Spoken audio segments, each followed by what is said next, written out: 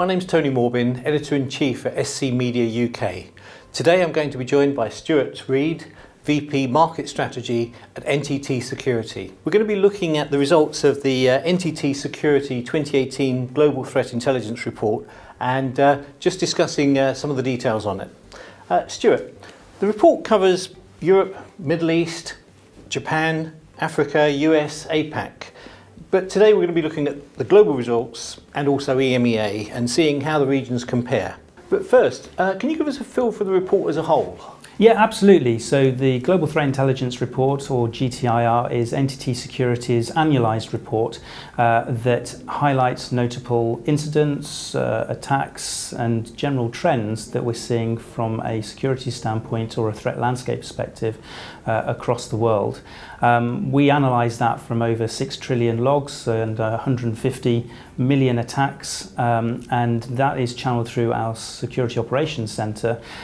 We then analyse all the data inputs and we add a level of context to it, which then splits it out between industries and verticals and geographies as well, from a global and from a regional perspective. Interestingly, for this year's report, we're seeing a rise in the number of attacks on the finance sector, and also we're seeing a huge amount of activity, in fact a 350% rise from the number of ransomware attacks that we've seen compared to last year. So I think what the report really underlines for us is that attacks come from anywhere and they attack anywhere. There is no one particular industry or one particular geography that is immune from cybersecurity attacks. But in terms of the interesting points that have been risen through this report, we're seeing certainly finance is a big attack vector this year compared to last year. We're also seeing technology attacks rise as well. And interestingly, technology is now one of the top 5 most attacked industry segments across all geographies. So it's really starting to establish itself as one of those attack vectors. But similarly, we are also seeing that the manufacturing sector, the healthcare sectors, the gaming sectors, they are all being targeted for cybercriminal activity in varying amounts across the different geographies. The theme that we are seeing through the report is around ransomware, and whilst that still is relatively small from a global perspective, it's sitting at around 7% as a choice of attack. That, if you compare that to last year at just 1%, represents a huge increase in the amount of activity that we're seeing generated through ransomware attacks. So when we look at the actual sources of attacks, we see China on 21%. I think we've got US next at 18%. The UK comes a long way behind at 5%. And then we have places like Norway and Germany on 4%. Does that mean that we've been downplaying China as a source of attacks, or overplaying Russia, or what can we actually tell from these figures? Well, I think what's really important is to put these results and these numbers into context. And what we're saying here is that the nature of the source is from these particular geographies, but that's a very important distinction from who is actually carrying out the attacks themselves and where the actual perpetrators or cyber criminals are residing. It simply means that they're using or utilising the resources in these particular geographies, and those are the pieces that we are seeing within these results. So the IPs or the known bad websites are residing within those particular geographies. Now, when we looked at the actual sectors under attack, I mean, finance, as you rightly point out, globally is the number one, and that's not a surprise because they've got the money. Technology companies, IT is a major area for IP, so that's obviously under attack. But then we have business and professional services at number 3. And the use of, which you touched on, known bad sources. What exactly are we talking about when we talk about business and professional services, and what are these known bad sources? Okay, so in terms of the known bad sources, what that really means is that through a various number of indicators, we have determined that an IP address or a website is known to be malicious or known to be bad. And that could be because historically it has carried out or been part of attacks in the past, or it may be that we've already put it onto our blacklist, or it is on a blacklist of one of our trusted third parties. So that's really what we mean when we talk about a known bad source.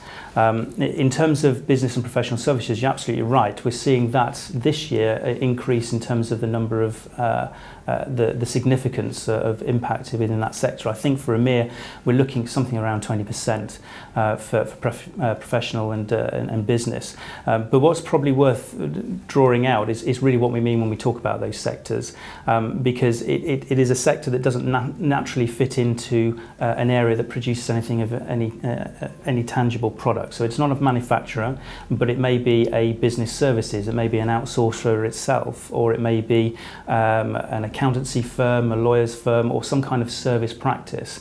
And what's really interesting is that the reason for compromising or attacking these particular verticals or these particular sectors may not necessarily be to attack or to gain knowledge from those particular sectors. Of course, from an accountancy or a legal perspective, that may indeed be the case.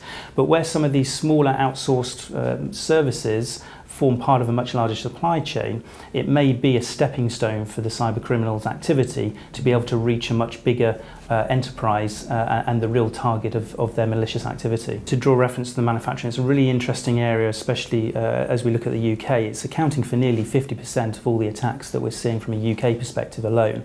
And the reasons for that could be quite varied. The interesting development within manufacturing as a general principle is that it's becoming far more reliant on digitization. There's a lot more process automation that's taking place on the production line. There's a lot more operational efficiencies that are being driven out of the adoption of technology and disruptive technologies. And as a result of that, by very nature, it becomes far more open as a footprint to attack vectors, and therefore it becomes a much bigger target in terms of being able to be exploited through cyber criminal activity. Why is the UK, why is it so prevalent here as a malware, 29% compared to 7% globally? Yeah, there's a huge variation in terms of the geographies of ransomware, but I think that the main point that the report is outlining is that the use of ransomware as a vehicle to launch attacks has grown significantly and is likely to continue as we move forward as well. In terms of the spike within Europe, it may well be that it was because the biggest or most high-profile attacks that we saw last year were actually launched within the EMEA region. So they by effect of that, they would be impacted first before some of the other regions. What should we actually be doing about these new changing threats? Yeah, and I think this is again underlines the point that threats are evolving and they are continually changing. I think also what this outlines is there isn't a silver bullet, so there isn't one thing that you can do that will mitigate all of these things. Cybersecurity needs to be very much a layered approach that an organisation takes. So that starts right with the basics, so getting those basics in place, those basics right, making sure that the systems are patched, making sure that you've got the latest versions of security software, antivirus for example, making sure that you're using passwords, that those passwords are adequately protected, and that you're applying a layer of authentication on some of those things. And it also expands out into a wider incident response planning activity as well. So as well as having the basics in place, should the worst happen, you need to know what policies and procedures you've got in place to be able to mitigate and reduce the impact of those risks once they come into play. And there also needs to be a collective responsibility still around these things. Individuals, employees, everybody has a role to play in a mature approach to cybersecurity. And what we have within the Global Threat Intelligence Report this year is further evidence that the threats are still here, they can come from anywhere, and they can attack any industry. And therefore having a mature approach to cybersecurity is really, really important. That's been really interesting, Stuart. Thank you very much for that. You can get the full report online. Go to the website nttsecurity.com/GTIR. Thank you very much.